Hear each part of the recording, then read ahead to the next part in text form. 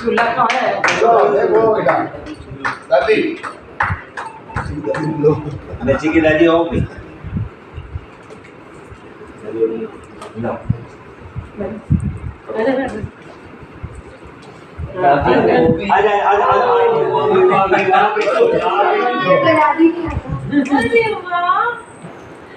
तो लोग के याद ही नहीं आता कि मैं दादी हूँ बाकी उस साइड से ना थोड़ा सा वो हाँ करो तो ले बुआ की तो भैया पकड़ छोटी सी थोड़ा सा ध्यान से पकड़ियो हाँ बस बस चलो मम्मी आपने पकड़ा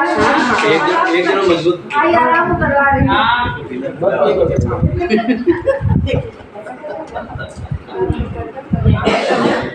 तो एक में सही है जोड़ तो मुझे लकड़ी पर लंगा डंडी बेलन डंडी बेलन बजाओ चारों तरफ घूमो ना चारों तरफ घूम के बतावे ना नहीं ये तो चंगे को सुला रही हूँ मैं चारों तरफ गावे और बजावे लकड़ी में बजाओ